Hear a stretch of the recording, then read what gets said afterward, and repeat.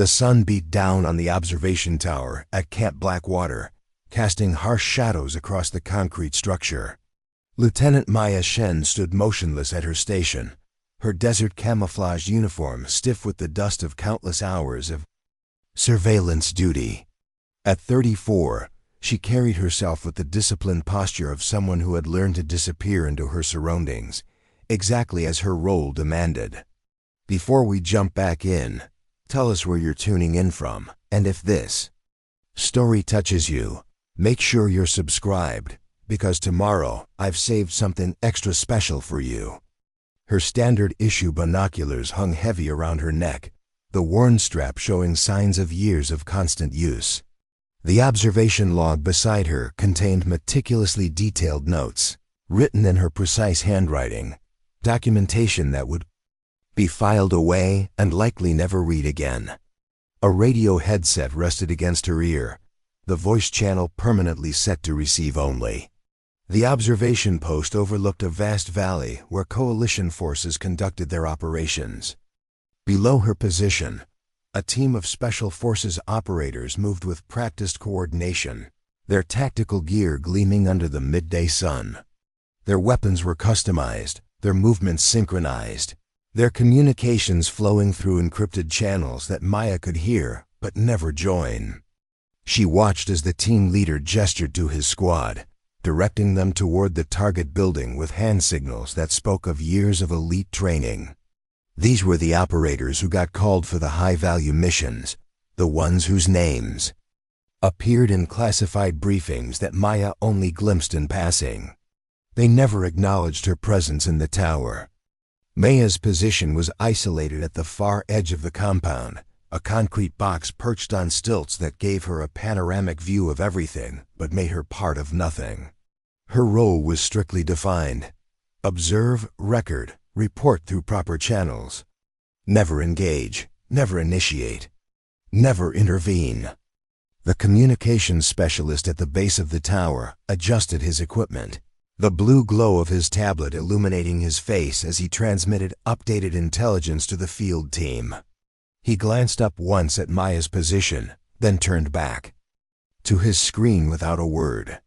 His equipment was state-of-the-art, capable of processing and distributing information faster than any human observer could speak it.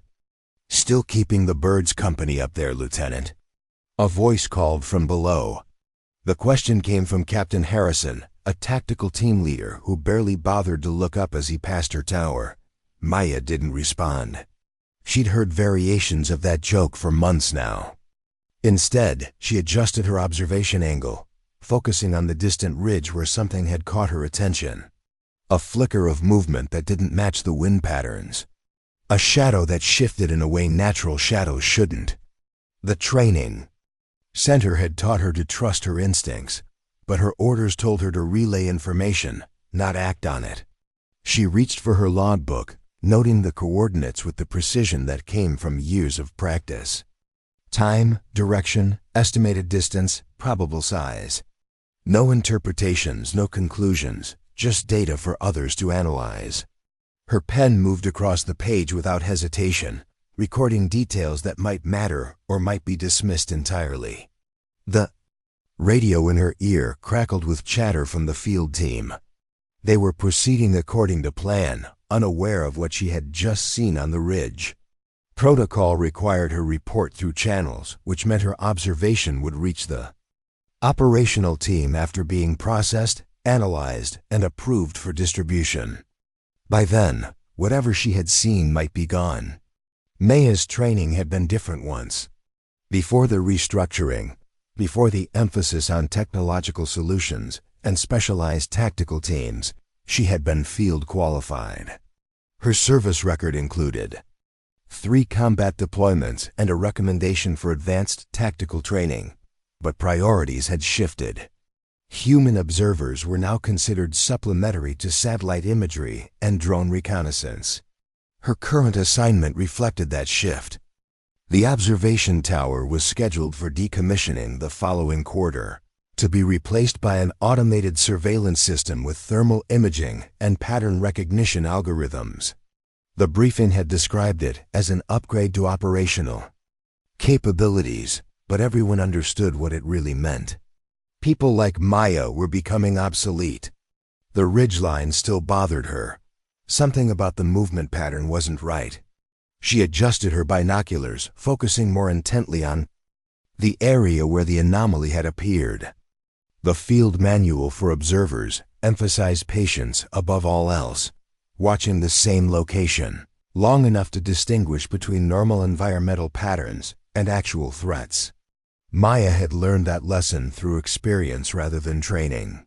She had spent enough time in hostile terrain to recognize the difference between wind, shifting vegetation, and deliberate human movement. What she saw now matched patterns she had documented during her second deployment, when insurgent forces had used the natural environment for concealment. But her role now was to observe, not interpret, certainly not to act.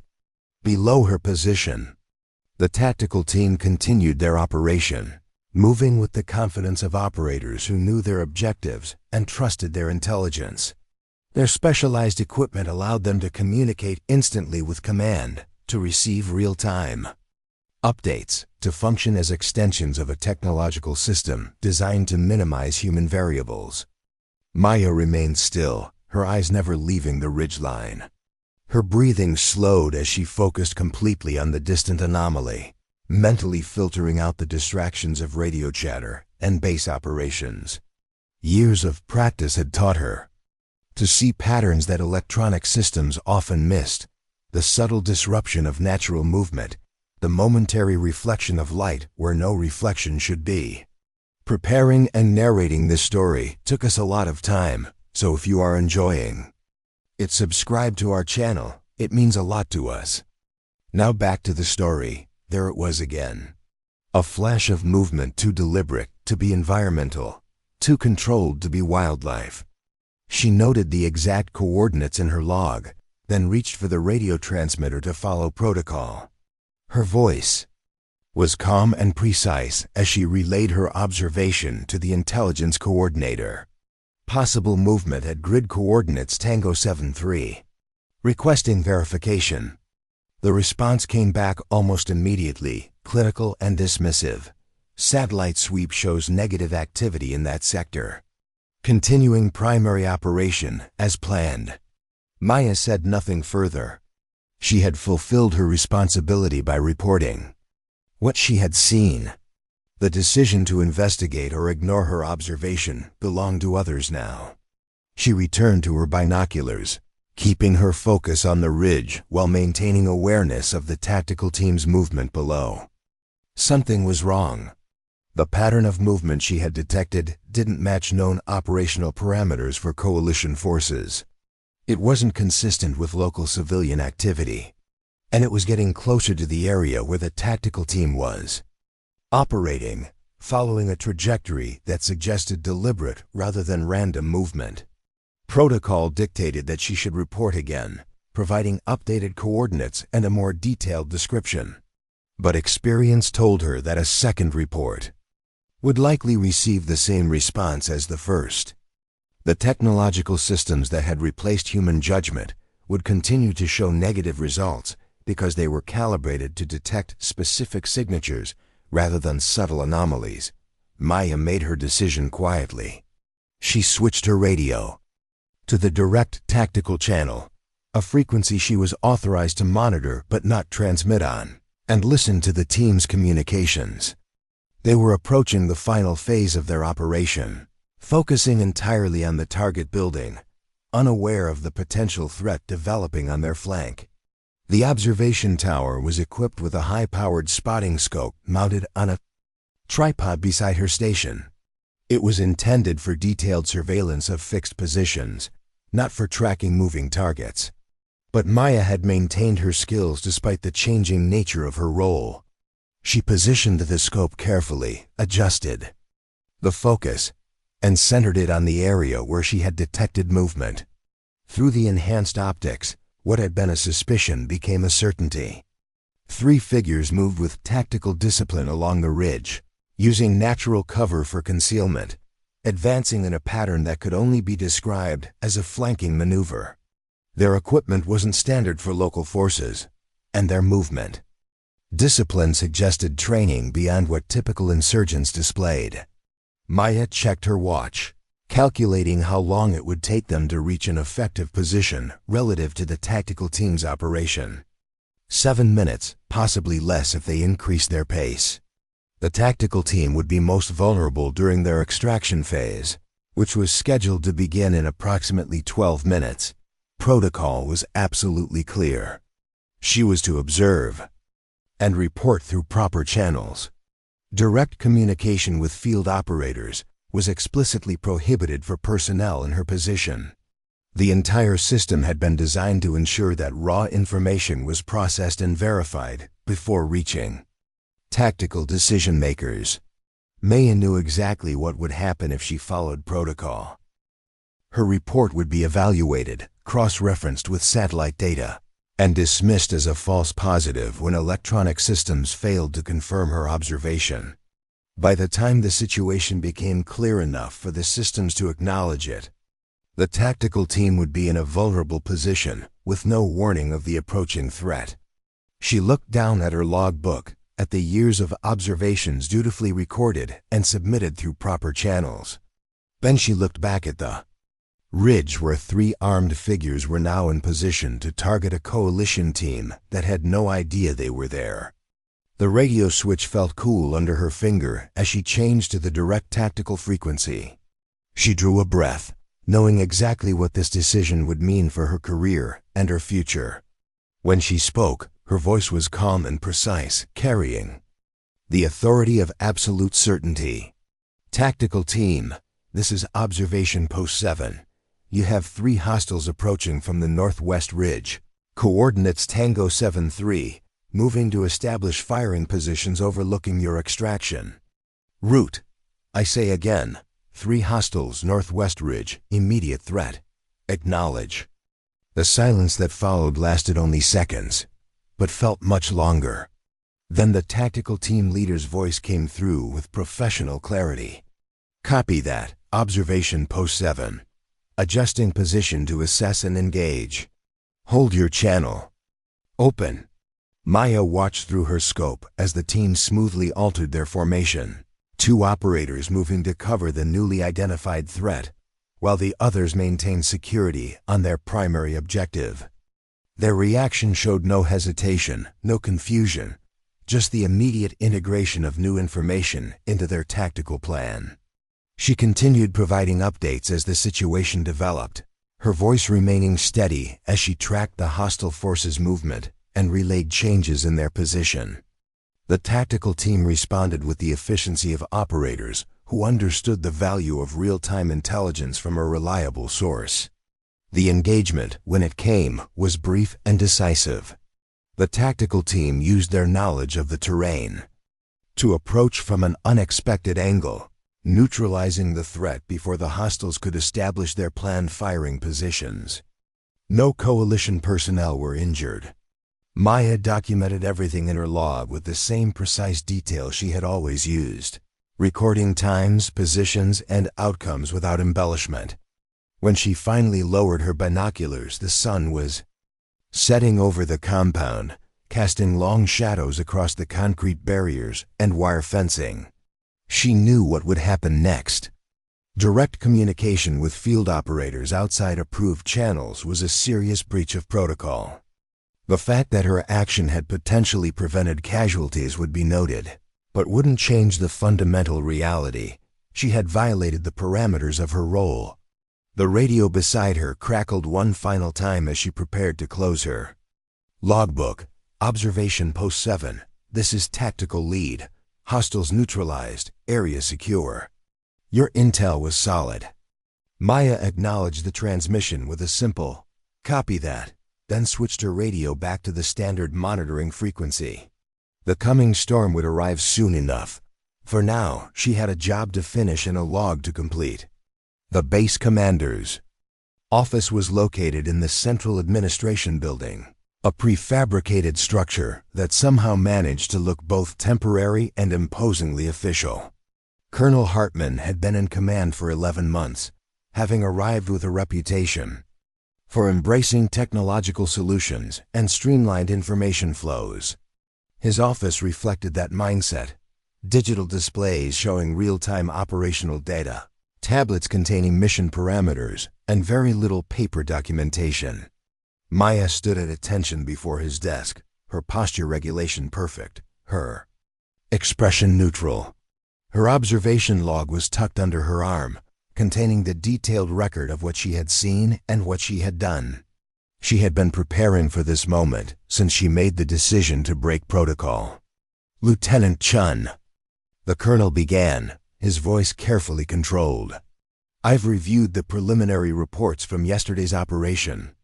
You directly contacted a tactical team in the field, bypassing established communication protocols and information verification procedures." "Yes, sir," Maya replied without elaboration. There was no point in offering excuses or explanations. The facts were clear. "You understand that our entire operational structure is designed to ensure that field teams receive validated intelligence through proper channels." The colonel's tone remained measured, but there was an undercurrent of tension. "These protocols exist for good reasons." "I understand, sir." Colonel Hartman tapped his tablet screen, bringing up what appeared to be Maya's service record. "Your background is interesting, Lieutenant. 3 combat deployments, advanced observation training, recommendations for tactical qualification renewal, and now 15 months in an observation role with consistent performance ratings." Maya remained silent. Her record spoke for itself. Both the earlier part that reflected her field experience and the more recent entries that documented her transition to a support role. "The tactical team leader has submitted his after-action report," the colonel continued, swiping to a new document on his screen. "He credits your direct communication with preventing what could have been a serious security breach during the extraction phase. His assessment indicates that the hostile force was positioned to engage our personnel from concealed positions that would have provided significant tactical advantage." For the first time, a flicker of uncertainty crossed the colonel's expression. "What I'm trying to understand, Lieutenant, is how you identified a threat that our surveillance systems failed to detect. The satellite pass showed negative results for that entire sector." Maya considered her response carefully. "Permission to speak freely, sir. Granted. Electronic surveillance systems are calibrated to detect specific signatures, heat patterns, movement thresholds, equipment emissions. They're excellent at finding what they're programmed to look for." She paused briefly. "Human observers recognize anomalies based on experience and pattern recognition that can't always be reduced to programmable parameters." The colonel leaned back slightly in his chair. "You're suggesting that your visual observation was more reliable than our multi-billion-dollar surveillance network?" "In this specific circumstance, yes, sir. The hostile force was using terrain features and environmental conditions that minimized their electronic signature. They were moving slowly enough to avoid triggering movement algorithms, and they were maintaining discipline specifically designed to evade technical detection." Maya placed her logbook on the desk and opened it to the relevant page. "I documented the initial observation here, sir.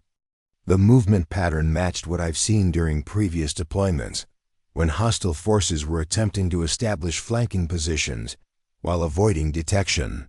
Colonel Hartman examined the log, his expression thoughtful.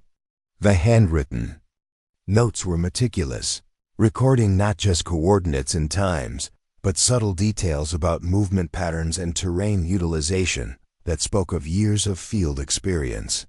"And you chose to violate communication protocol because following standard reporting procedures would have resulted in a delayed response at best, sir.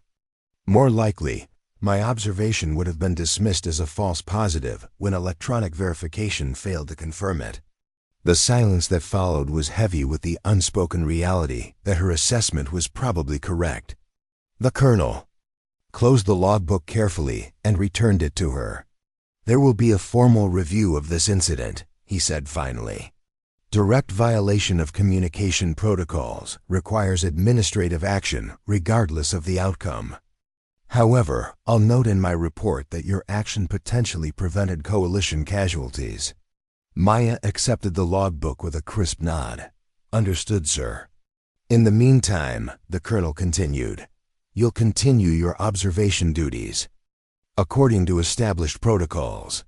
No further direct communication with field units unless specifically authorized. Yes, sir.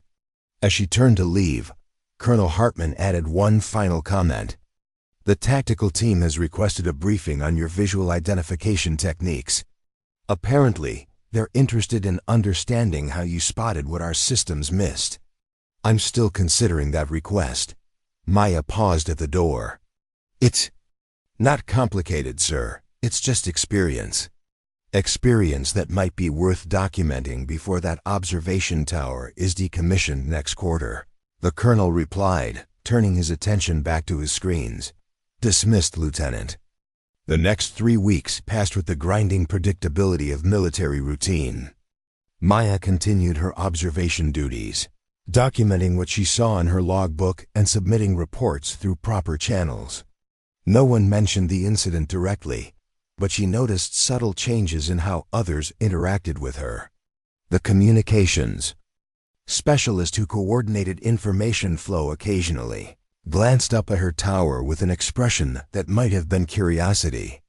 One of the tactical team members nodded to her in the mess hall, a small gesture, but significant in its acknowledgement of her existence. And her observation reports, once filed and forgotten, now occasionally generated follow-up questions from intelligence analysts. The administrative consequences arrived in the form of a formal letter of reprimand placed in her personnel file. The document acknowledged that her action had potentially prevented casualties, but emphasized that established protocols ensure operational security and information integrity. The final paragraph noted that future violations would result in more severe disciplinary measures. Maya accepted the reprimand without comment or appeal. She had known the consequences when she made her decision, and nothing that had happened since changed her assessment that it had been the right choice under the circumstances. On the 20th day after the incident, a message arrived instructing her to report to the operations center at 0800 the following morning.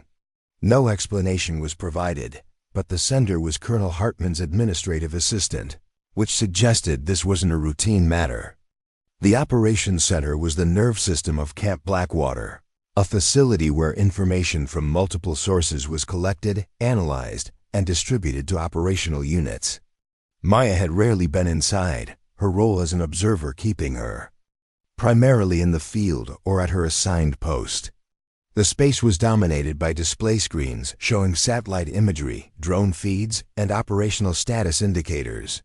Colonel Hartman stood at the central table with 3 other officers Maya didn't immediately recognize. Their uniforms bore the insignia of Special Operations Command, and their posture suggested the kind of field experience that couldn't be acquired through standard deployments. Lieutenant Chun, the colonel acknowledged her arrival with a nod. These gentlemen have some questions about your observation techniques. The senior officer extended his hand. Colonel Marcus Reynolds, Joint Special Operations Task Force. Your identification of a hostile element that our surveillance systems missed has attracted some attention at higher levels.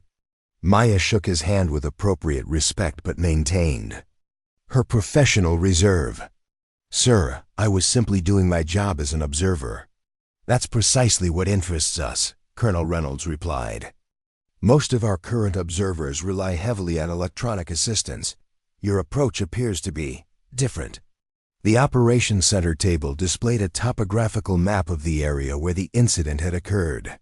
One of the officers activated a simulation showing the positions of the tactical team and the approaching hostile force, with timestamps indicating movement patterns. Talk us through your process, Colonel Reynolds said. How did you identify the threat when our systems showed negative results? Maya studied the map for a moment, then pointed to the ridgeline where she had first noticed the anomaly. It started with movement that didn't match the wind pattern. In that particular terrain formation, Vegetation moves in specific ways when influenced by natural factors. What I saw was deliberate movement attempting to mimic natural patterns. She traced the path the hostile force had taken. They were using terrain features for concealment, staying in shadow areas, moving during moments when cloud cover affected visibility, maintaining intervals that minimize their collective signature. These are sophisticated tactics, one of the other officers noted. Not typical of the insurgent forces we usually encounter in this region. No, sir, Maya agreed. Their movement discipline suggested advanced training. That was another indicator that something unusual was happening. Colonel Reynolds studied her with undisguised interest. And you recognize these patterns based on experience, primarily. My second deployment involved operations in similar terrain against forces using comparable concealment techniques. Human observers develop pattern recognition capabilities that are difficult to program into automated systems. The briefing continued for nearly 2 hours, with Maya explaining her observation methodology in detail, while the officers asked increasingly specific questions about visual identification techniques, environmental analysis, and threat assessment based on limited information. Throughout the discussion, she maintained her professional demeanor, neither overstating her capabilities nor minimizing the value of what she had observed. Finally, Colonel Reynolds nodded to his colleagues, then turned back to Maya. Lieutenant, we're developing a new operational concept that combines human observation with technical surveillance capabilities. Your incident has provided a compelling case study for why we need both. He gestured to the simulation still running on the display table. Technical systems excel at collecting data, but human observers bring contextual understanding and intuitive pattern recognition that algorithms still can't replicate. Colonel Hartman, who had remained mostly silent during the briefing, finally spoke. They're proposing a pilot program, Lieutenant. Integration of experienced human observers with advanced surveillance systems with direct communication channels to tactical teams when appropriate. Maya maintained her composure, but something shifted in her understanding of what was happening. This wasn't just about the incident or her breach of protocol. This was about recognizing a capability that was in danger of being lost in the rush toward technological solutions. The program would require instructors with demonstrated field observation skills, Colonel Reynolds continued. People who can teach others to see what automated systems might miss. The implication was clear, but Maya waited for the direct statement rather than presuming. We'd like you to consider a transfer to the program development team, Colonel Reynolds said finally. Your experience and your recent demonstration of its practical application make you an ideal candidate. Maya looked at Colonel Hartman, whose expression remained carefully neutral. Sir, what about my current assignment? That observation tower is still scheduled for decommissioning, he replied. But perhaps we've been too quick to assume that. Technical solutions can completely replace human capability. This program offers an opportunity to integrate both approaches rather than choosing between them. The offer represented more than a new assignment. It was recognition that her skills that had been increasingly devalued in the push toward automated surveillance, still had relevance in modern operations. More importantly, it was an opportunity to ensure that those skills wouldn't be lost as military doctrine continued to evolve. I would be honored to participate, sir, Maya said, allowing herself a small smile. When would this transfer take effect? Immediately, Colonel Reynolds replied. We have a training facility being established at Fort Brenner.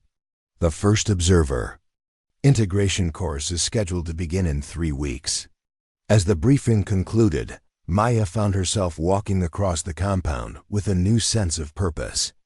The observation tower where she had spent so many hours would soon be replaced by an automated system, but her role wouldn't end with its decommissioning. Instead, she would help shape how future observers would be trained and integrated into operations that had increasingly relied on technology at the expense of human judgment. The sun was setting over Camp Blackwater as she climbed the stairs to her observation post one last time. The familiar confines of the tower felt different.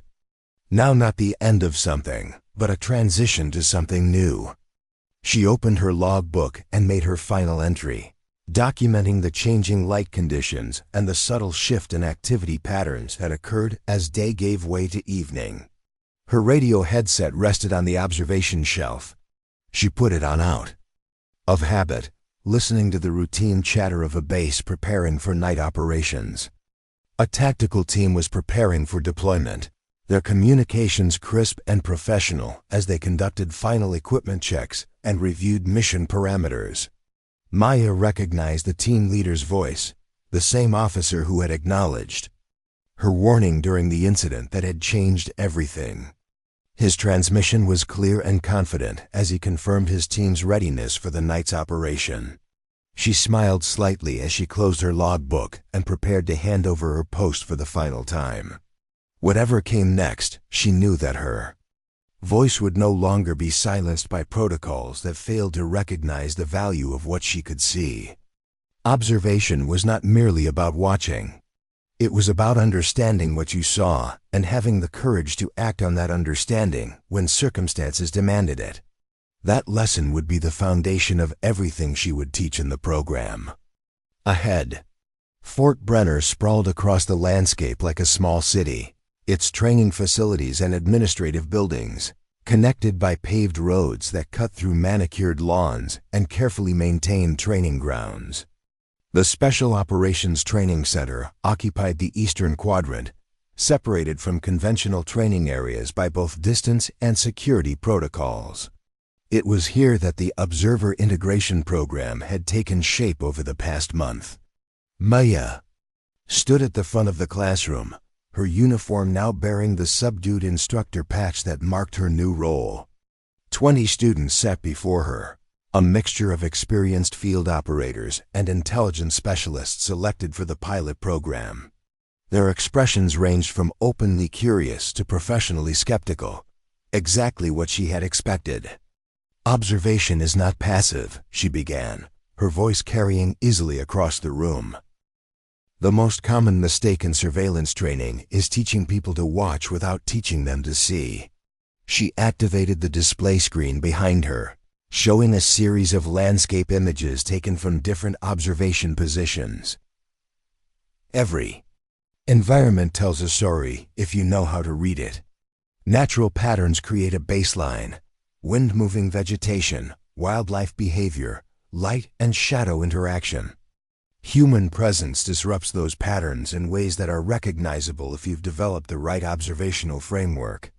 A hand rose from the middle row, Captain Reeves, a veteran Special Forces operator with 3 combat tours and a reputation for direct questions.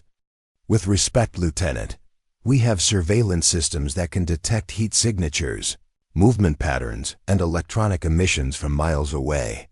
What advantage does human observation actually provide?" It was the question Maya had been waiting for, the same question that underlay the military shift toward technological solutions at the expense of human capabilities. "Those systems detect what they're programmed to detect," she replied. "They excel at finding known signatures and patterns, but they can't recognize anomalies they haven't been calibrated to identify." She switched the display to footage from the Camp Blackwater incident, showing the terrain where she had identified the hostile force that the surveillance systems had missed. The hostiles in this scenario were specifically employing techniques to evade electronic detection.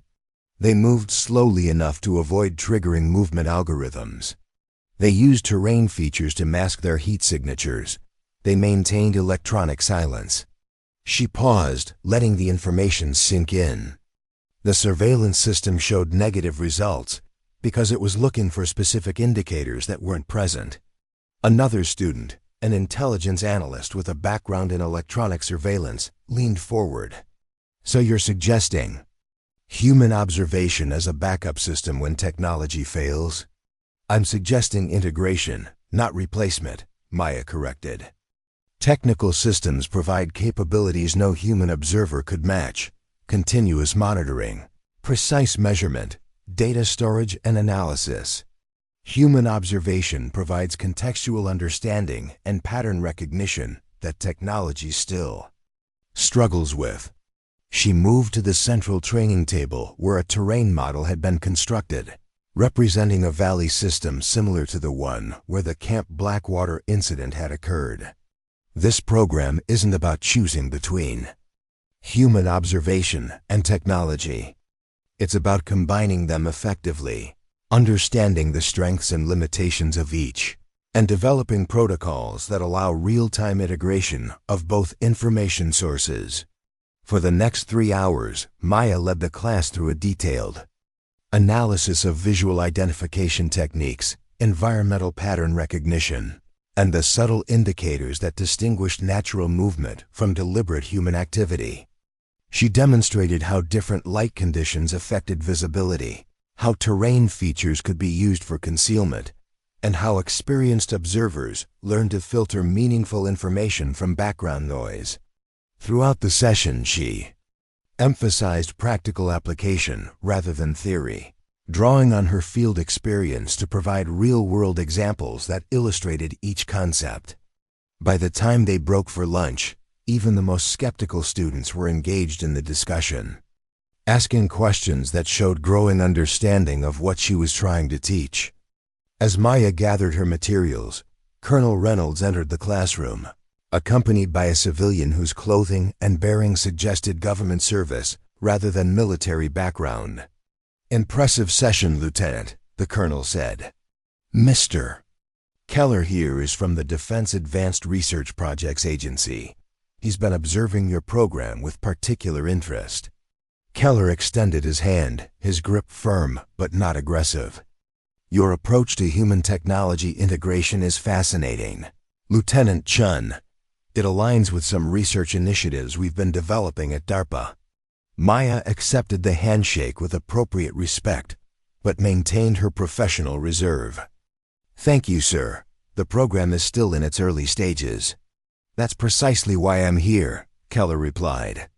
"Early development provides the best opportunity to shape how new capabilities are integrated into operational doctrine." Colonel Reynolds nodded toward the terrain model Maya had been using. "Mr. Keller's team has been working on advanced pattern recognition algorithms that might complement what you're teaching here. They're interested in the possibility of creating hybrid systems that combine human observation skills with technical capabilities." Maya understood the implications immediately. This wasn't just about training observers, it was about developing new systems that could potentially bridge the gap between human perception and technological capability. "We'd like you to consider working with Mr. Keller's team," the colonel continued.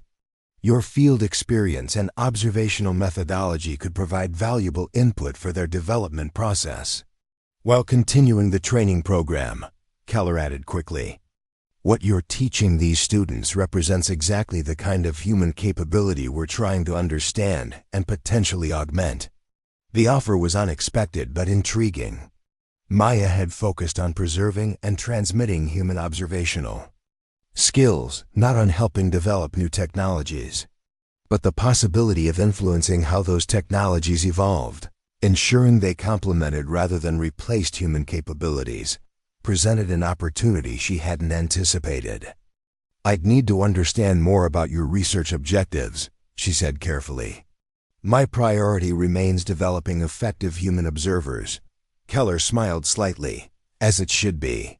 We're not looking to replace what you're doing. We're looking to learn from it. Perhaps we could discuss the details after you've completed today's training session." As they left the classroom, Maya found herself considering the implications of this new development. The observer integration program had begun as an effort to preserve capabilities that were in danger of being lost in the push toward automated surveillance. Now it appeared to be evolving into something more complex, a potential bridge between human expertise and technological innovation. The afternoon training session focused on practical application, with students working in pairs. to identify deliberately planted anomalies in a controlled environment. Maya moved among them, offering guidance and asking questions that forced them to articulate what they were seeing and why it registered as significant.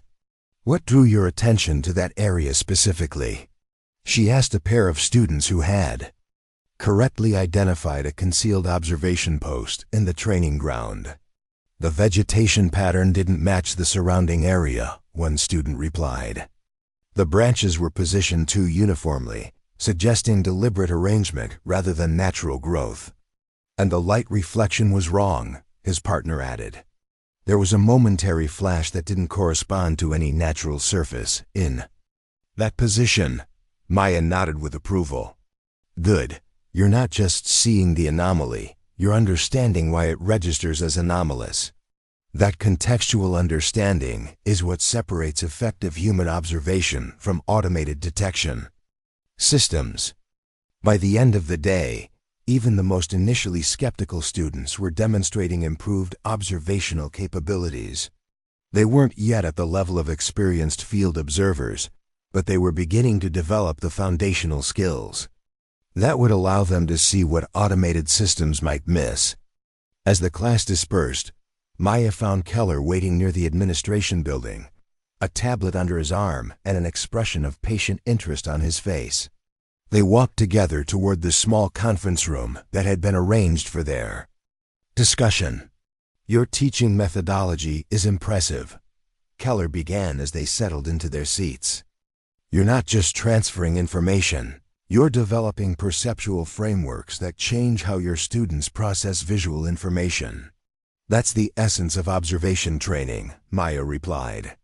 It's not about seeing more, it's about understanding what you're seeing in context.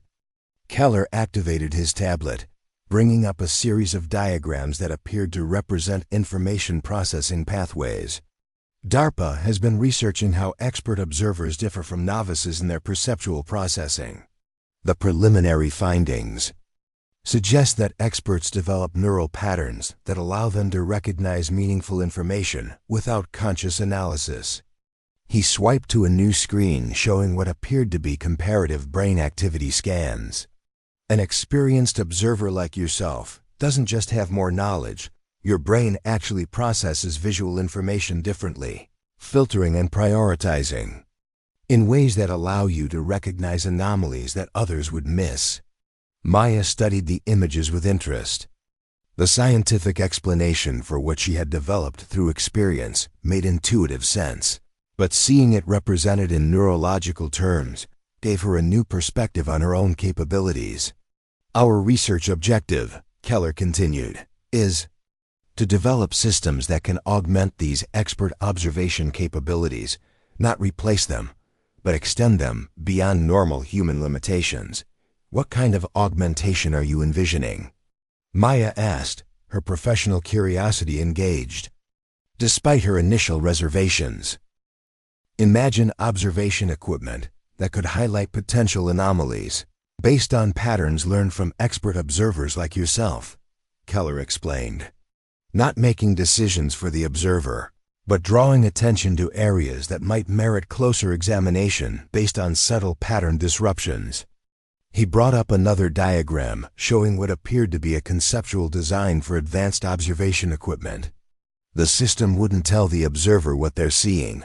It would simply enhance their ability to notice what might be significant, especially in conditions of fatigue, limited visibility, or information overload. The concept was compelling. Maya had experienced situations where environmental conditions or extended observation periods had made it challenging to maintain peak observational awareness.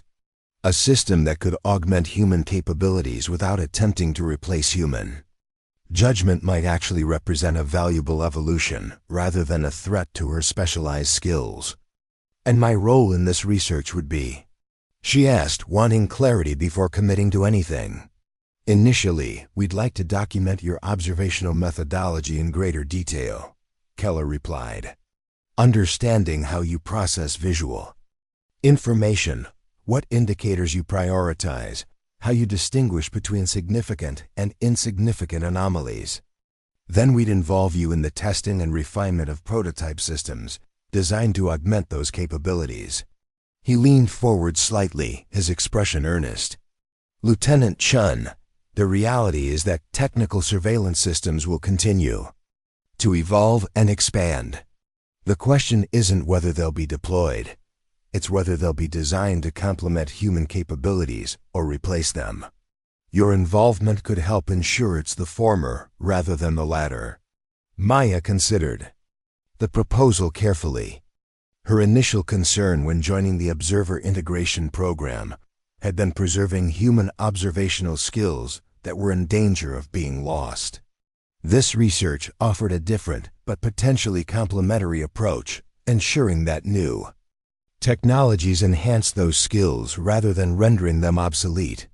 "I'll need to discuss this with Colonel Reynolds," she said finally. "My primary responsibility remains the training program." "Of course," Keller agreed readily.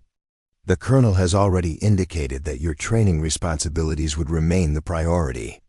Our research team would work around your schedule, not the other way around." As Maya left the conference room, she found herself in an unexpected position. What had begun as a mission to preserve traditional skills had evolved into an opportunity to shape how those skills might be integrated with emerging technologies. The path ahead wasn't what she had anticipated, but it offered possibilities she hadn't considered when she first accepted the teaching assignment. The following week saw Maya dividing her time between training sessions with her students and detailed assessment sessions with Keller's research team. The DARPA scientists recorded her observational techniques using specialized equipment that tracked her eye movements, documented her scanning patterns, and measured her response times to various visual stimuli. The process was occasionally frustrating. Reducing intuitive skills developed through years of field experience to quantifiable data points seemed to miss the essence of what made human observation valuable. But Keller's team approached the research with genuine respect for her expertise, asking questions that showed they were trying to understand her methodology rather than simply catalog it. "You consistently identify anomalies before the pattern recognition algorithms," one researcher noted after a particularly successful session. "What are you seeing that the system isn't?" Maya considered the question thoughtfully. "It's not just about seeing individual elements. It's about understanding relationships between elements. How light interacts with surfaces, how vegetation responds to wind patterns, how terrain features influence movement options. The context matters as much as the specific visual cues." The researcher nodded, making notes on her tablet. "So you're processing multiple information streams simultaneously and evaluating them against expected patterns based on your experience." "That's part of it," Maya agreed. "But there's also an intuitive component that's harder to quantify. Sometimes you recognize a threat pattern before you can articulate exactly why it registers as threatening. This aspect of human observation, the ability to process information holistically rather than sequentially, presented the greatest challenge for the research team. Their systems excelled at analyzing specific data points, but struggled with the contextual understanding that experienced human observers developed through field experience. Meanwhile, Maya's training program continued to evolve as students progressed from basic observational skills to more complex pattern recognition and threat assessment. She incorporated practical exercises that forced them to integrate their developing observational capabilities with the technical systems they were accustomed to using. "Technology doesn't make observation obsolete," she emphasized during a field training session. "It changes what and how you observe. Your role isn't to replace the sensors. It's to see what they can't see and understand what they can't interpret." The students who had initially been most skeptical of the program's value were often the ones who showed the most dramatic improvement. Captain Reeves, who had questioned the relevance of human observation in their first session, approached Maya after successfully identifying a concealed position that had evaded detection by the training area's sensor network. "I've been operating with these systems for years," he said, gesturing toward the tablet displaying the sensor feed. Always trusted the technology to tell me what was out there. Never realized how much I might be missing. Maya nodded her understanding. The systems are powerful tools, but they're designed to detect specific signatures. Human observation gives you the ability to recognize what's significant even when it doesn't match predetermined patterns. It's changing how I think about intelligence gathering entirely, Reeves admitted. Instead of just processing what the systems tell me, I'm starting to question what they might be missing and why.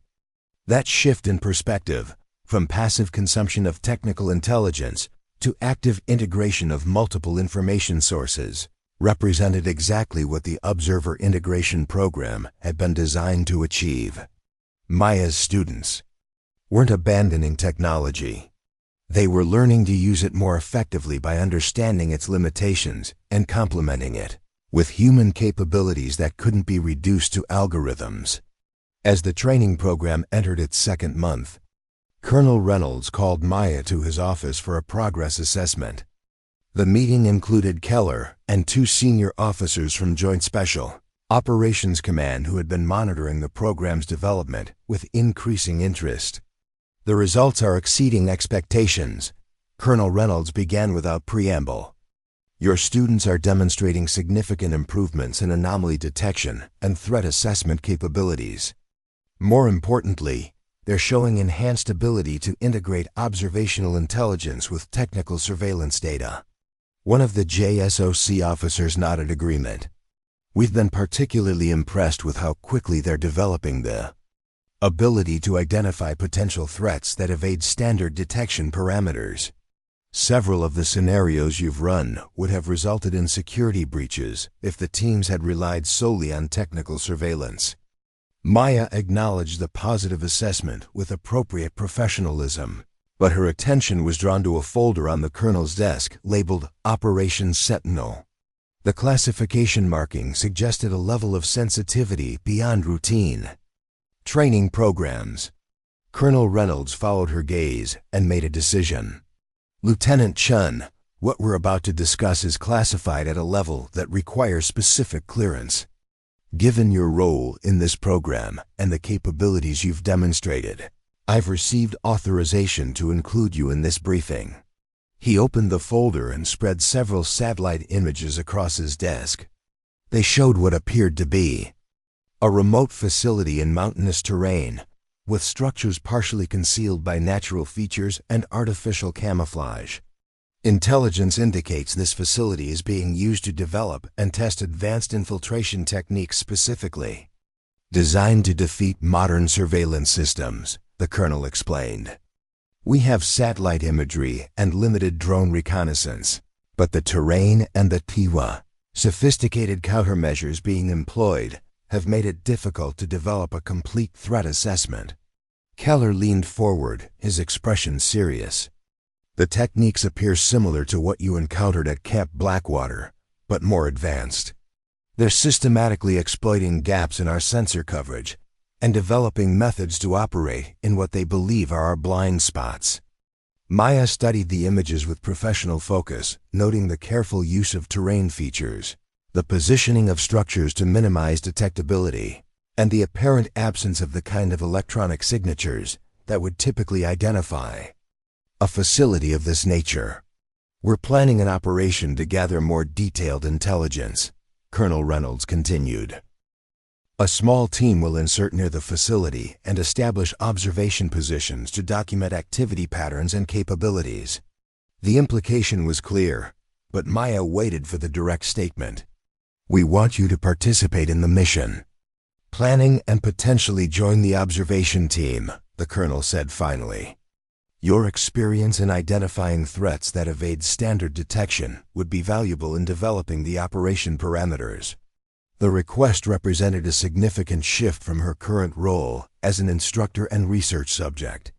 It also indicated a level of confidence in her capabilities that went beyond theoretical value to practical application in a high-stakes operation. The mission isn't without risk, one of the JSOC officers added. This group has demonstrated sophisticated counterintelligence capabilities. They're actively looking for observation attempts and have countermeasures in place to detect and potentially neutralize surveillance. Maya considered the implications carefully. Her current role was challenging and meaningful, training others in observational techniques and helping develop systems that might enhance those capabilities. But this mission offered an opportunity to apply those skills directly in an operation where they might make a critical difference. I'd need to review all available intelligence on the facility and the surrounding terrain, she said finally, and understand how my role would integrate with the overall mission parameters. Colonel Reynolds nodded, having expected nothing less. Will provide complete access to the operational planning materials. The insertion is scheduled for 3 weeks from now, which gives us time for thorough preparation and specific training for the environmental conditions. As the briefing continued, Maya realized that her journey had come full circle in an unexpected way. What had begun with an unauthorized decision to break protocol at Camp Blackwater had led to a teaching position, research participation, and now a direct operational role that explicitly valued the very capabilities that had once been considered secondary to technological solutions. The path ahead would bring new challenges and risks, but it also represented validation of something she had always believed, that human observation remained essential even in an age of advanced surveillance technology. The skills she had preserved and was now teaching others had proven their value not just in theory, but in practical application where lives and mission success depended on the ability to see what others missed. As she left the colonel's office with the classified briefing materials, Maya felt a sense of purpose that transcended her individual role. She was part of ensuring that the integration of human and technological capabilities would enhance rather than diminish the effectiveness of those who served in the most challenging operational environments. The observation tower at Camp Blackwater might have been scheduled for decommissioning, but the skills it represented were finding new life and new purpose in ways she could never have anticipated when she first made the decision to speak when protocol dictated silence. The mountains rose like jagged sentinels against the pre-dawn sky, their peaks still shrouded in darkness while the valleys below remained wrapped in shadow. Maya lay motionless beneath a natural outcropping of rock, her body covered with a camouflage netting that blended seamlessly with the surrounding terrain. She had been in position for 7 hours, her breathing slow and controlled, her focus absolute as she maintained surveillance on the facility nestled in the valley below. Operation Sentinel had entered its 3rd day.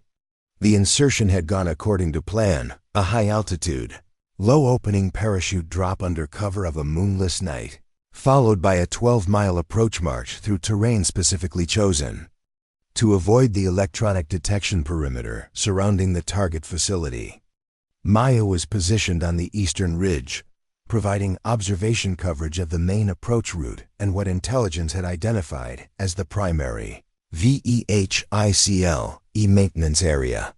Captain Reeves, her former student and now mission partner, was positioned 2 kilometers north, covering the facility's main entrance and personnel quarters. The night vision equipment beside her was state-of-the-art, but Maya relied primarily on her natural vision, allowing her eyes to adapt to the gradually changing light conditions as dawn approached.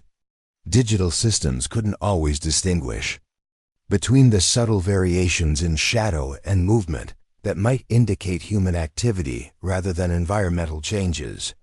Through her specialized observation scope, she detected movement near the facility's perimeter, 2 figures moving with the disciplined precision of trained security personnel conducting a routine sweep. Their pattern matched what she had observed the previous morning, suggesting a regular security rotation that could be mapped and potentially exploited. She made a note in her field log without looking down at the page, maintaining visual contact with the targets while documenting their movement pattern, timing, and equipment load. The information would be transmitted during the next scheduled communication window, adding to the detailed operational picture the team was building. The mission briefing had emphasized intelligence gathering rather than direct action. Their objective was to document the facility's security protocols, personnel patterns, and most importantly, any evidence of the advanced infiltration techniques that intelligence suggested were being developed there. So far, they had confirmed the general layout indicated by satellite imagery, but the most valuable information was coming from direct observation of operational patterns that no overhead imagery could capture. Maya shifted her position slightly, maintaining circulation while ensuring no movement would be visible from below. The rocky outcropping provided excellent concealment, but also limited her options for repositioning during extended observation periods. She had selected the location carefully during the initial approach, prioritizing both visual coverage and sustainable concealment for multi-day surveillance. As daylight gradually strengthened, the facility below came into clearer view. The structures were partially built into the mountainside, their exteriors designed to break up their visual signature from aerial observation. Heat dispersal systems minimized thermal signatures that might be detected by infrared sensors. Radio frequency shielding prevented electronic emissions that could be intercepted by signals intelligence platforms. Everything about the facility was designed to defeat modern surveillance systems, exactly what intelligence had suggested, but seeing it firsthand provided a level of detail that remote observation couldn't match. This wasn't a theoretical exercise in evading detection. It was a deliberate, sophisticated effort to develop operational capabilities that could compromise security throughout the region. Maya's radio vibrated silently against her side, the signal for the scheduled communication window. She reached for the secure transmission device without taking her eyes off the target area, her fingers finding the controls through muscle memory developed during mission preparation. Sierra 2 status report, came the quiet voice of the mission controller, transmitted through her earpiece with minimal electronic signature. Sierra 2, in position with clear observation of sectors 3 and 4, Maya replied, her voice barely above a whisper.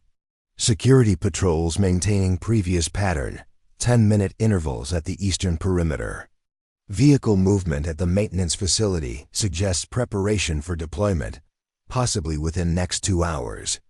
She continued her report with precise details about personnel numbers, equipment observed, and movement patterns that might indicate operational preparations. The information was transmitted through a secure burst communication that lasted less than 15 seconds, minimizing the risk of detection by electronic surveillance systems monitoring the area. Copy that, Sierra 2. Sierra 1 reports increased activity at the main entrance. Possible VIP arrival based on security posture. Maintain observation and report any correlation with your sector. Maya acknowledged the instruction and returned her full attention to the facility below.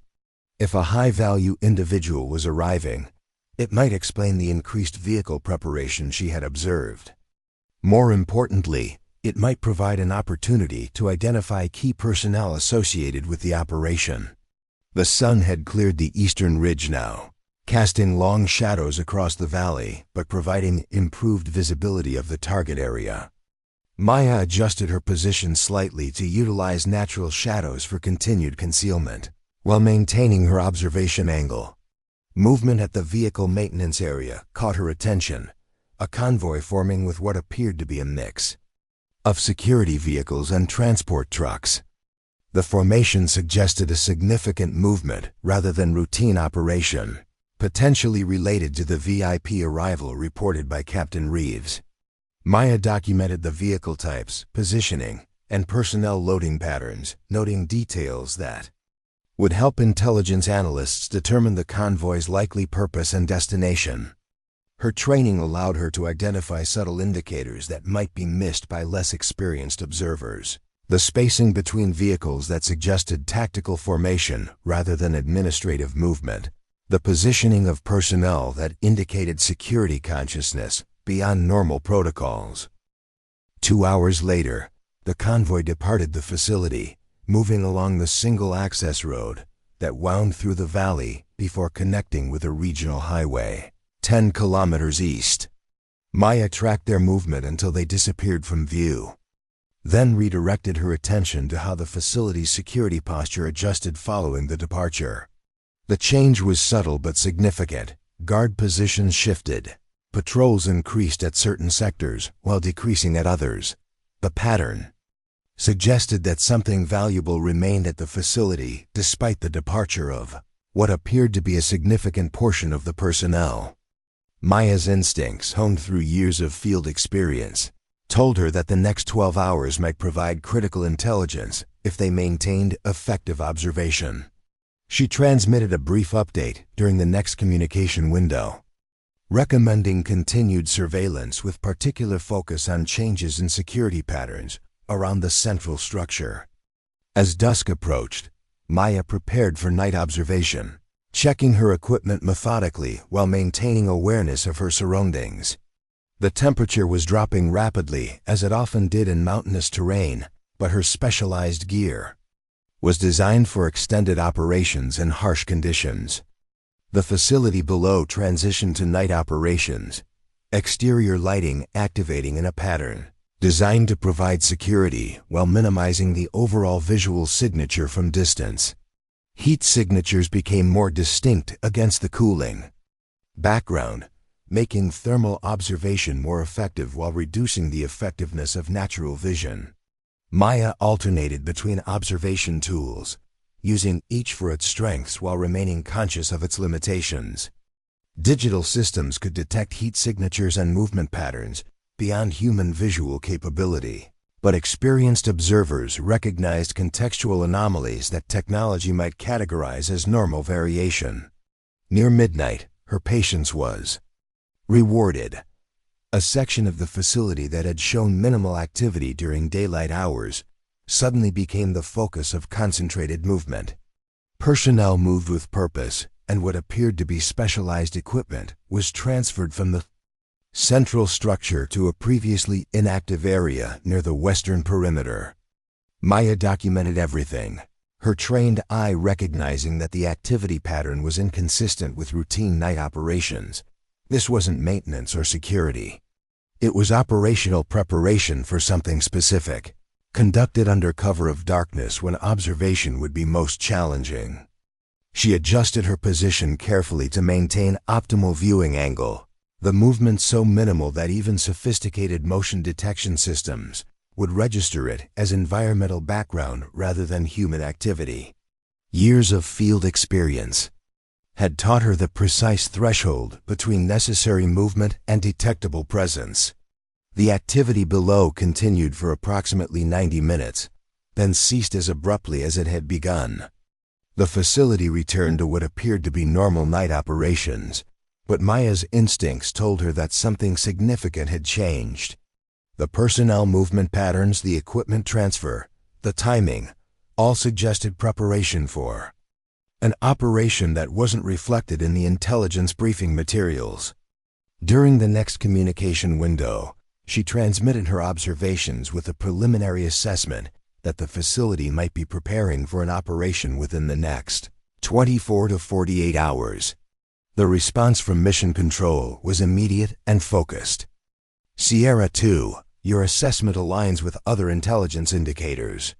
Priority is now identifying operational capabilities and potential targets.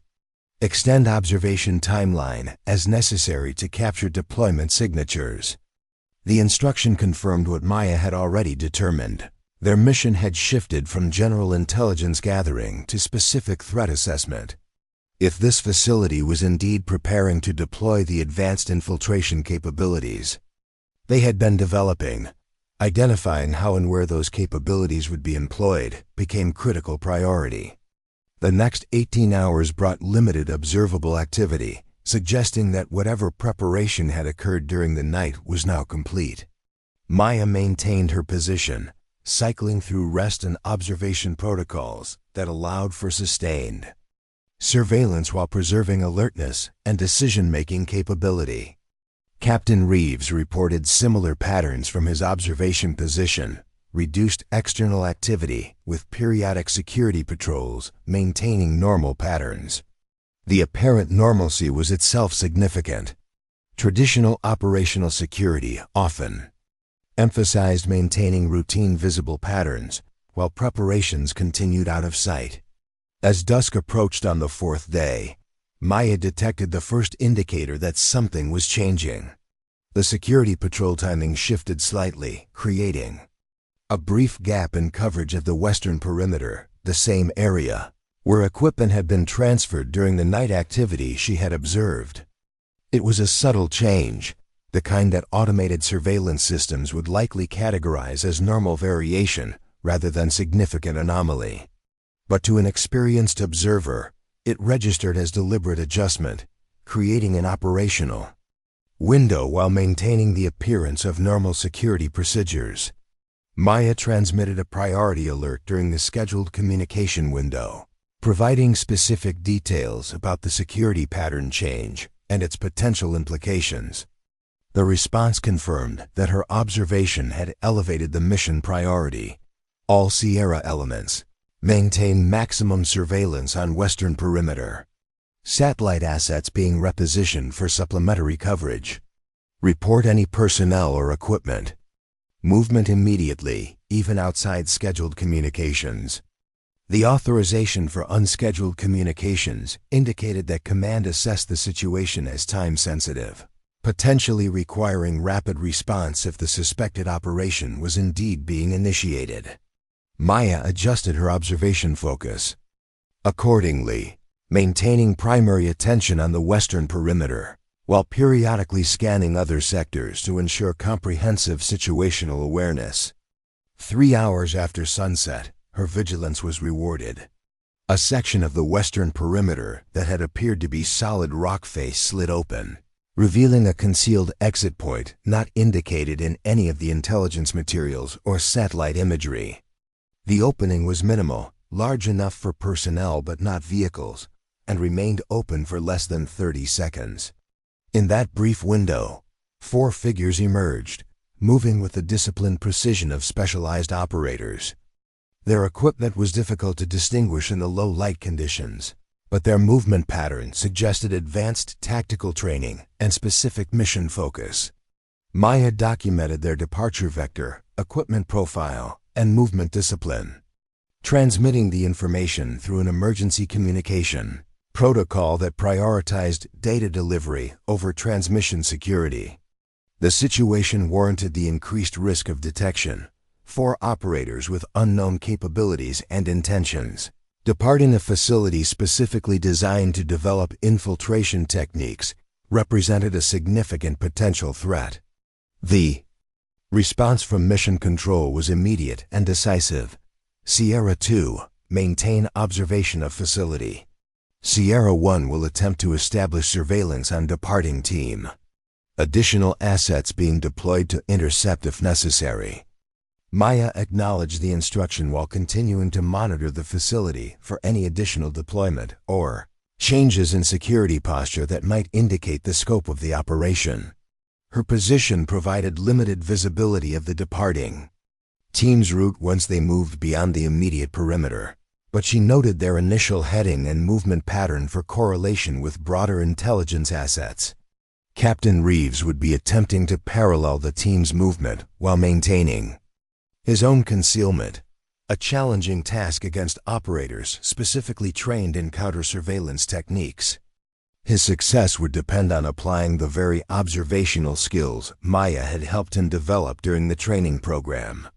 For the next 2 hours, Maya maintained focused surveillance on the facility while receiving periodic updates through secure communications. The departing team was moving northwest through difficult terrain, maintaining discipline that suggested specific destination rather than general reconnaissance. Satellite assets had been repositioned to provide overhead surveillance, but the team's route took advantage of natural canopy and terrain features that limited effective tracking from above, exactly the kind of advanced evasion technique the facility was suspected of developing. Then, at precisely 0200 hours, the pattern changed. Maya detected increased activity at the facility's main entrance, vehicles being prepared, personnel moving with purpose rather than routine. Something had triggered a response beyond the departure of the specialized team. She transmitted her observations immediately, providing detailed assessment of the activity pattern and its potential relationship to the earlier deployment. The response indicated that her information was being integrated with intelligence from other sources. Sierra elements. Be advised that regional security forces have reported a breach attempt at the Valero Dam Power Station, approximately 25 kilometers northwest of your position. Timing and location suggest correlation with your observed team deployment. The intelligence confirmed what Maya had already begun to suspect. The team they had observed departing was conducting an operational test of the infiltration techniques developed at the facility, targeting critical infrastructure rather than military installations. This represented a significant escalation and potential threat to regional stability. The Valero Dam provided power to 3 provinces and controlled water resources critical to agricultural production throughout the region. A successful attack could have catastrophic humanitarian consequences beyond any military or political objective. All Sierra elements, your mission priority has shifted to providing real-time intelligence support for interception operation. Special Response Team inbound, ETA 30 minutes. Transmit all activity from facility that might indicate additional deployments or response to interception attempt. Maya acknowledged the instruction and refocused her observation on the facilities. Response patterns. The increased activity she had observed suggested they were monitoring the deployed team's operation and potentially preparing additional resources for deployment if needed. For the next 20 minutes, she provided continuous updates on vehicle preparations, personnel movements, and communication patterns visible from her observation position. Each detail contributed to the operational picture being developed to support the interception team now moving to engage the threat at the dam facility. Then, without warning, the pattern at the facility changed dramatically. Personnel began moving with increased urgency. Vehicles that had been prepared for potential deployment were stood down, and what appeared to be secure communication equipment was being relocated from exposed positions to the central structure. Maya recognized the significance immediately. Something had gone wrong with their operation. The deployed team had either been compromised or had encountered unexpected resistance at their target. The facility was implementing contingency protocols to minimize exposure and evidence of connection to the operation. She transmitted this assessment with supporting observational details, providing critical context for the interception team now closing on the dam facility. The response confirmed that her analysis aligned with developing situation reports. Interception team has made contact with hostile elements at the dam. Resistance encountered, but situation contained. Your intel on facility response patterns confirms suspected command and control relationship. Maintain observation for evidence destruction or facility evacuation indicators. For the next hour, Maya documented what appeared to be a systematic shutdown of certain facility operations.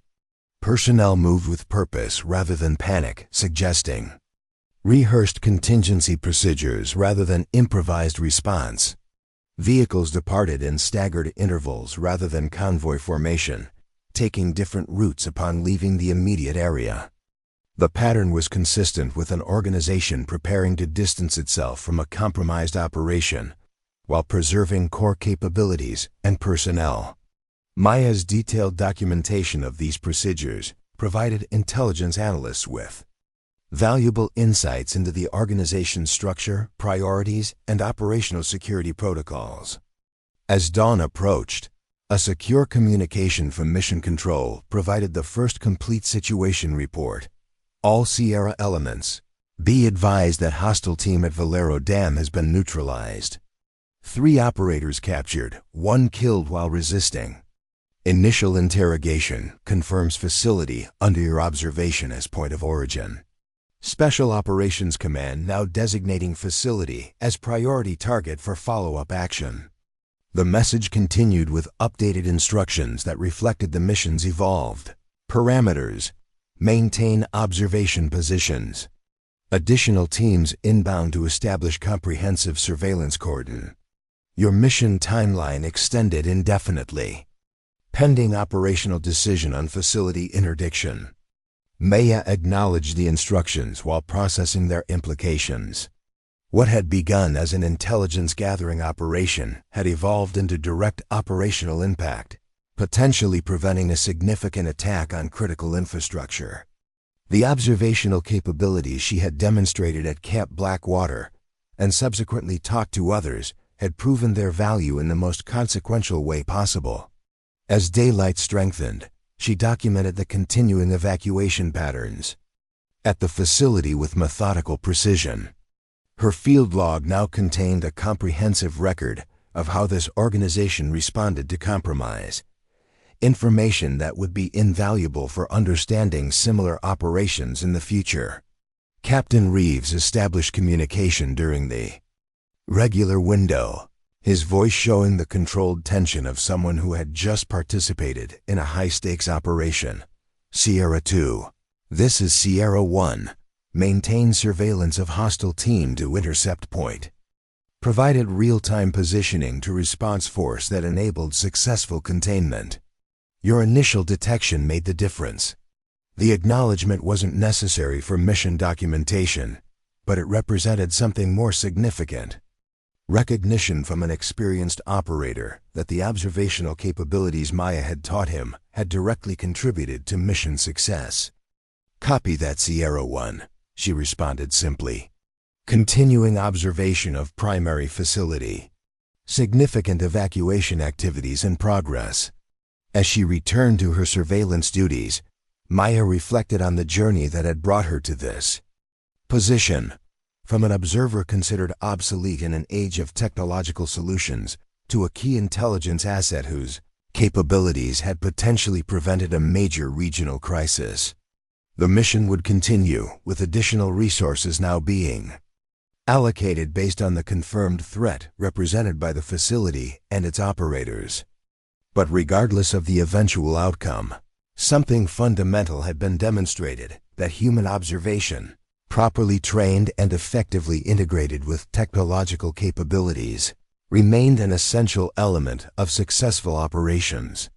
The sun climbed higher over the mountains, illuminating the valley where the facility continued its evacuation procedures.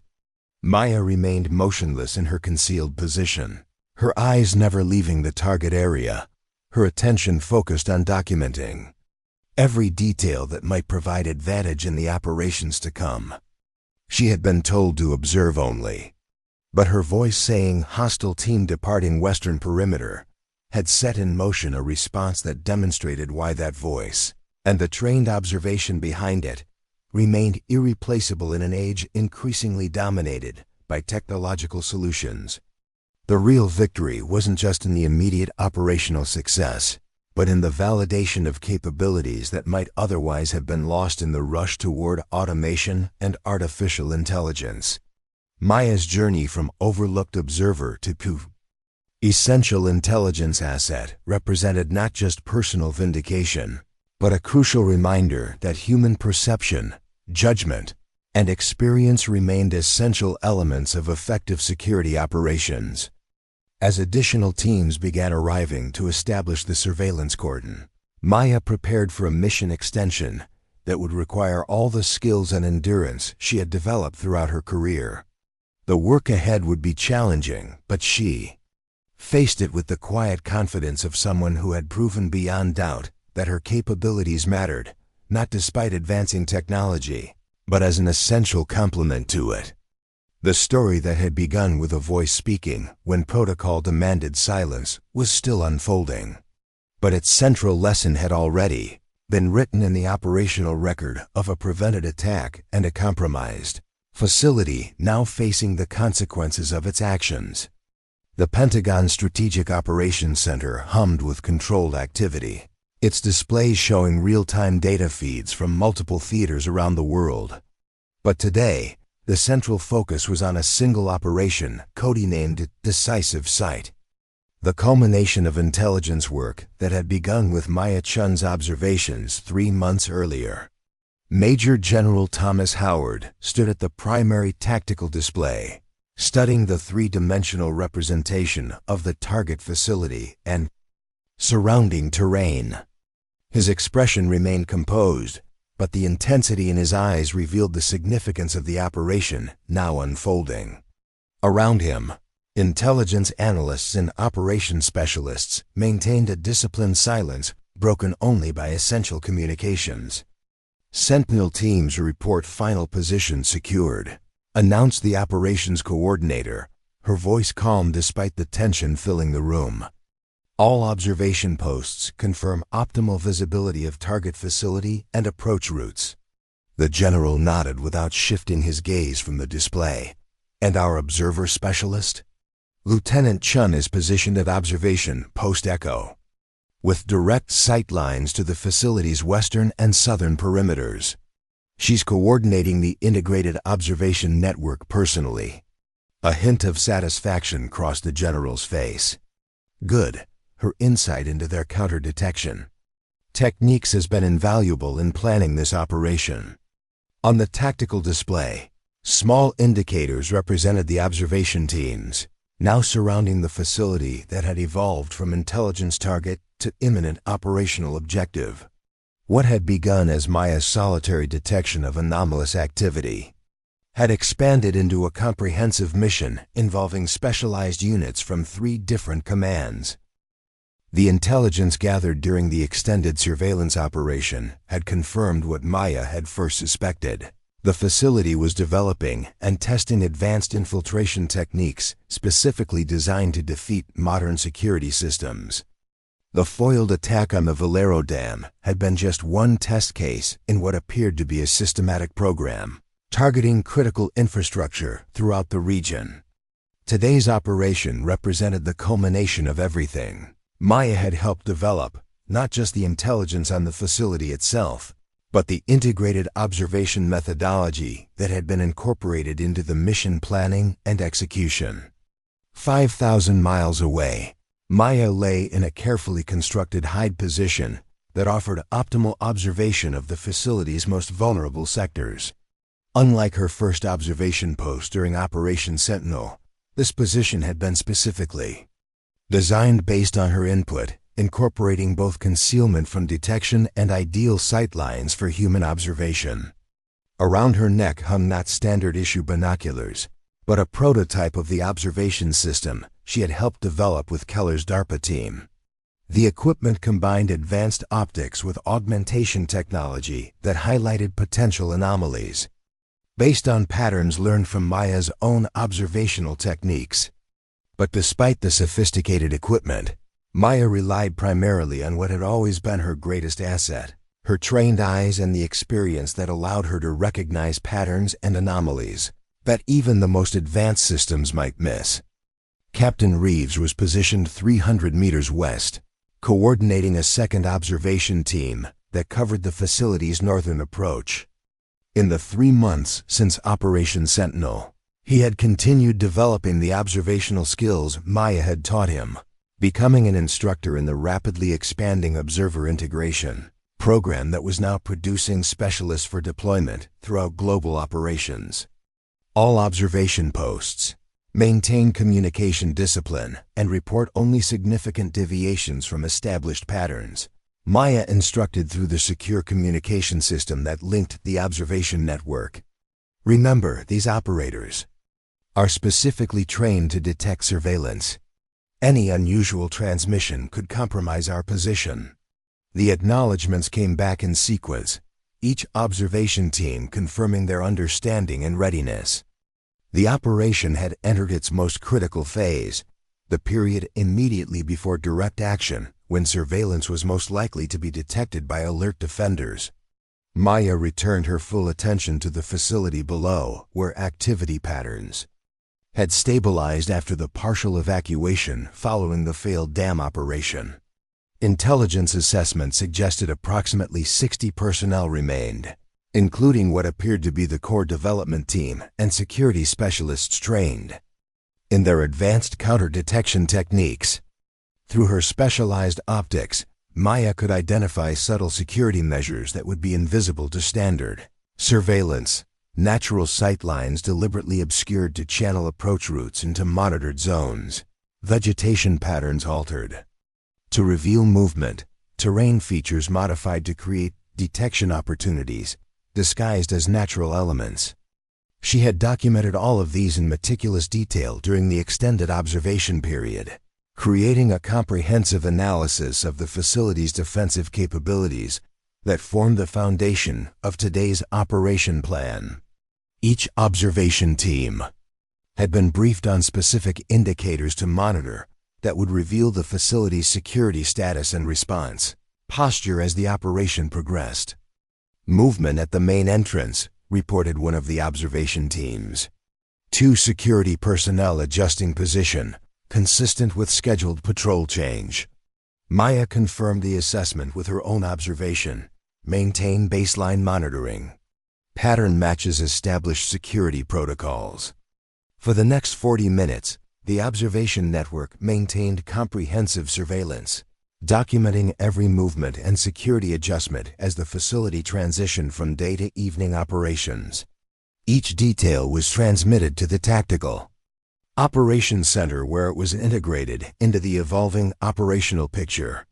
Then, at precisely 1830 hours, Maya detected the first indicator that something had changed. A subtle shift in the security patrol timing, almost imperceptible unless you had been documenting the patterns for weeks and recognized the significance of a 30-second adjustment. "Observation network, be advised I'm detecting a security posture change," she transmitted calmly. "Patrol interval on western perimeter has compressed by approximately 30 seconds. This matches pattern identified during previous alert status. Facility may have detected something." The response from the Tactical Operations Center was immediate. "Copy that, observer lead. Hold positions and continue monitoring for additional indicators. Possible coincidental adjustment, but treating as potential compromise indicator." Maya knew better. In her experience, there were no coincidences in security pattern changes at a facility this sophisticated. Something had triggered an alert. Status: either they had detected the surveillance operation, or they had received external information that prompted increased security awareness. She adjusted her observation focus, applying the methodology she had developed for identifying cascading security responses. If the facility was truly implementing alert protocols, specific sequential changes would follow the initial patrol adjustment. 7 minutes later, she had her confirmation. Tactical Command, observer lead, confirming security alert status implementation. Guard rotation at North Tower accelerated. Communications check frequency increased, and perimeter sensors appear to be undergoing calibration sequence. This was no longer a question of coincidence or routine adjustment. The facility had detected something and was implementing defensive measures designed to identify and counter surveillance. "All elements, this is command." The voice of Major General Howard himself came through the communication system, underlining the significance of the situation. "Intelligence indicates potential data purge preparation at the target facility.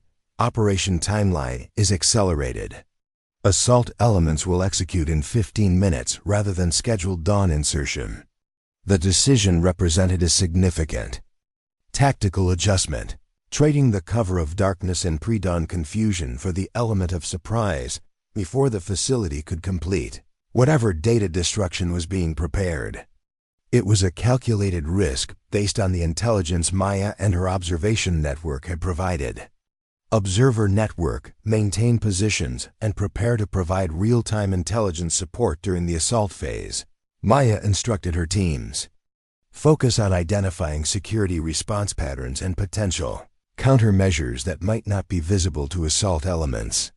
For the next 12 minutes, Maya documented every security adjustment with methodical precision, providing continuous Updates that allowed the assault team to modify their approach based on the evolving defensive posture. Her trained eye recognized subtle indicators that electronic surveillance might have missed, the positioning of personnel that suggested specific response protocols, the movement patterns that indicated rehearsed defensive measures. Then, with 3 minutes remaining before the scheduled assault, Maya detected something critical. Command Observer Lead, Emergency Communication. Detecting activation sequence at what appears to be concealed defensive position. Southeast quadrant, coordinates Echo 57, not previously identified in facility mapping. She transmitted precise coordinates and a detailed description of the anomalous activity pattern she had observed, a sequence of personnel movements and equipment positioning that suggested a concealed weapon system being prepared for activation. The response was immediate and decisive. Observer Lead, this is command. Adjusting assault vector based on your intelligence. Southeast approach route abandoned. All elements shifting to alternative insertion point. 2 minutes later, the assault began. Not with dramatic explosions or visible force, but with the precisely coordinated movement of specialized operators, approaching the facility through vectors specifically chosen to exploit gaps in the defensive coverage. Gaps identified through weeks of patient observation by Maya and her teams. From her elevated position, Maya continued providing real-time intelligence as the operation unfolded, identifying security response patterns and defensive redeployments that allowed the assault team to maintain tactical advantage despite the accelerated timeline. Security team moving to reinforce northern entrance, she reported, tracking movement patterns that indicated defensive priorities. Appears understaffed compared to standard response protocols, suggesting personnel may be occupied with data destruction rather than facility defense.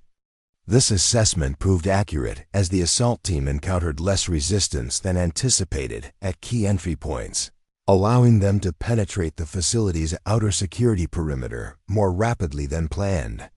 The operation was unfolding with the fluid precision of extensively planned action adapted to real-time intelligence. Maya maintained her observational focus through the entire assault phase, providing continuous updates on external security movements and response patterns. Her specialized training allowed her to interpret the evolving situation based on indicators that might seem insignificant to less experienced observers: the positioning of emergency response personnel, the communication patterns visible through movement and coordination, the priority areas being defended most aggressively. 90 minutes after the initial assault began, the operation coordinator's voice came through the communication system with calm professionalism. All elements, be advised facility is secured. Preliminary assessment indicates primary objective. ACHIEV, data storage systems captured intact before destruction could be completed.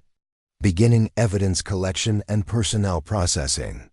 The transmission continued with specific instructions for the observation network to maintain positions and continue surveillance of surrounding areas for any indication of external response or potential reinforcement. The operation had succeeded in its primary objective, but security protocols demanded continued vigilance until the complete situation assessment was completed. 4 hours later, as dawn began breaking over the mountains, Maya received the stand down order that marked the official conclusion of her role in Operation Decisive Sight. She secured her observation position according to established protocols, ensuring no evidence of her presence remained, then made her way to the designated extraction point where Captain Reeves and the other observation team leaders had already assembled. Preliminary assessment looks good, Reeves informed her as they prepared for extraction. The intelligence we gathered during the surveillance phase allowed them to identify and secure the primary data storage before it could be wiped. Technical teams are already working on analysis. Maya nodded, feeling the fatigue of extended high-intensity observation. but also the profound satisfaction of knowing their work had directly contributed to operational success. The security response patterns matched what we documented during the rehearsal phase. They had protocols for detected surveillance, but not for an accelerated assault timeline. The extraction helicopter appeared over the ridgeline, approaching their position with precise navigation that spoke of experienced pilots, operating with detailed terrain knowledge. As they boarded, Maya took one final look at the facility now, swarming with specialized teams conducting evidence collection and detailed site exploitation.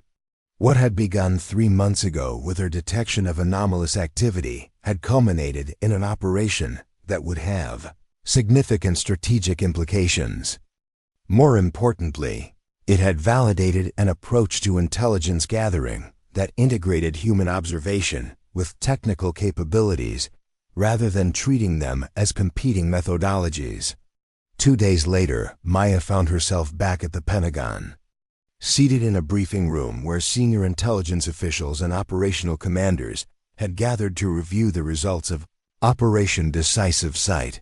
The atmosphere was formal but carried an undercurrent of satisfaction that indicated successful outcome. Major General Howard entered the room, acknowledging the assembled team with a brief nod before taking his position at the head of the conference table. Ladies and gentlemen, preliminary analysis confirms that Operation Decisive Sight has yielded intelligence of strategic significance. The data recovered from the facility provides comprehensive documentation of advanced infiltration techniques, specifically designed to target critical infrastructure throughout the region. He activated the main display screen, showing a network diagram that illustrated connections between the facility and multiple external organizations. More significantly, we've identified links to 3 previously unknown support facilities and financing networks that suggest a coordinated program rather than an isolated capability development. The briefing continued with detailed assessments from various intelligence components, each highlighting specific aspects of the recovered information and its operational implications. Throughout the presentations, Maya noted how frequently the speakers referenced intelligence developed through the observation network she had coordinated, pattern analysis that had identified key facility functions, security protocols documented through sustained surveillance, operational methodologies inferred from personnel movement and resource allocation. As the briefing concluded, Major General Howard addressed her directly. "Lieutenant Chen, the success of this operation owes much to the observation methodology you developed and implemented. Your ability to identify anomalies that our technical surveillance systems missed provided the foundation for everything that followed." He gestured toward a folder on the conference table. "The Observer Integration Program is being expanded. Based on the demonstrated effectiveness of your approach, Joint Special Operations Command has requested that you take on an expanded role in developing advanced training protocols and operational integration methodologies." The folder contained formal orders transferring her to a newly established unit designated Advanced Observation Development Group, a clear indication that what had begun as an experimental program had now been recognized as an essential capability deserving dedicated resources and institutional support. "Your experience has demonstrated something we've been in danger of forgetting," the general continued. "That technology, no matter how sophisticated, is most effective when integrated with human capabilities rather than attempting to replace them.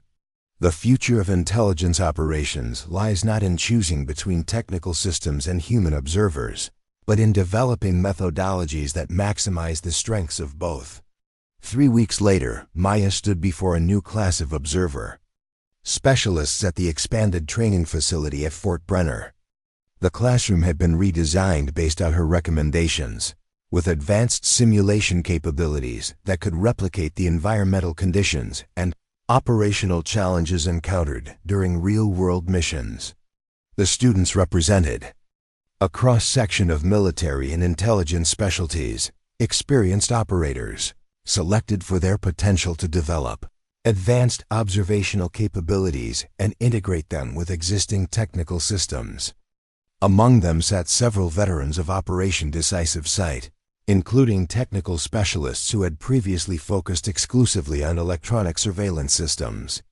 "Observation is not passive," Maya began, echoing the words she had used in her first training session months earlier. "But neither is it separate from the technological capabilities that define modern operations. What we're developing here is an integrated approach that recognizes the unique strengths of both human perception and advanced systems." She activated the main display, showing side-by-side imagery from Operation Decisive Sight, one from satellite surveillance, the other from her observation position. The contrast was striking. The technical imagery showed structural details and heat signatures, while her documentation captured contextual information and movement patterns that revealed operational significance. "These represent complementary capabilities, not competing methodologies," she continued. "The most effective intelligence comes from understanding how to integrate both perspectives, knowing when human observation reveals what technology might miss, and when technical systems can enhance what human observers can perceive." As the training session progressed, Maya noted how the students engaged with the material, not with the skepticism she had encountered in her first class, but with the focused interest of professionals who had seen the operational value of what she was teaching.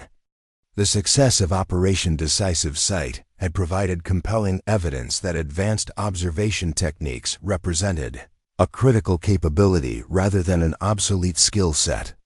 During the practical exercise that followed, she worked directly with a former technical surveillance specialist who was struggling to develop the pattern recognition capabilities that came naturally to more experienced field operators. "You're looking for specific indicators rather than relationships between elements," Maya explained, guiding his attention to how environmental factors influenced movement patterns. "Technical systems excel at identifying defined signatures, but human observation recognizes contextual anomalies, things that don't fit the overall pattern even when each individual element appears normal." The specialist nodded slowly, his perspective visibly shifting as he began to understand the different approach she was describing. "It's like learning to see the forest instead of just analyzing individual trees." "Exactly," Maya confirmed. "And the most effective intelligence comes from being able to do both simultaneously, to understand both the specific details and their collective significance in context." By the end of the training day, Maya felt a profound sense of accomplishment that went beyond the successful completion of a challenging operation. What she had helped create was more than just another specialized capability. It was a fundamental shift in how human skills and technological systems could be integrated to address emerging security challenges. Keller from DARPA approached her as she was gathering her materials, his expression reflecting the satisfaction of her research concept proven in operational application. The augmentation systems performed exceptionally well during Operation Decisive Sight, he noted. But what's more significant is how they were employed, not replacing human observation, but enhancing it in ways that preserve judgment and contextual understanding. Maya nodded her agreement. The operators quickly learned to use the technology as a tool rather than relying on it for analysis. They maintained their observational focus while using the systems to extend their capabilities beyond normal human limitations.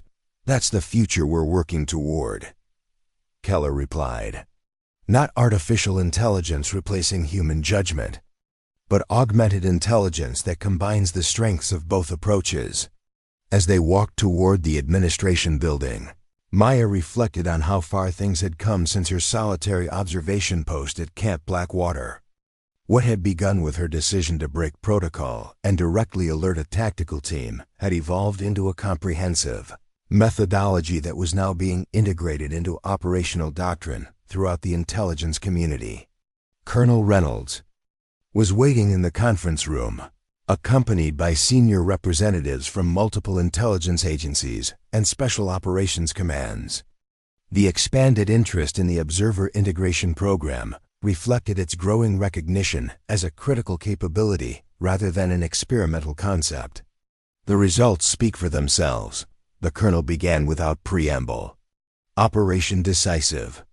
Site demonstrated the operational value of integrated observation techniques in ways that have captured attention at the highest levels. We're receiving requests for trained observers from commands throughout the theater, and the methodology you've developed is being incorporated into standard intelligence gathering protocols. He gestured toward a presentation displayed on the conference room screen. A comprehensive expansion plan that would establish regional training centers and operational teams, specifically focused on the integrated observation approach Maya had pioneered. What began as an effort to preserve capabilities that were in danger of being lost has evolved into something much more significant, Colonel Reynolds continued. You've helped create a new operational paradigm that recognizes the complementary nature of human skills and technological capabilities, not competing approaches, but integrated methodologies that maximize the strengths of both. As the briefing progressed, Maya recognized that her journey had come full circle in ways she could never have anticipated. The observer who had once been told to watch and report, but never engage, had helped reshape how an entire organization understood the relationship between human perception and technological capability. The lesson wasn't that technology was insufficient or that human observation was superior.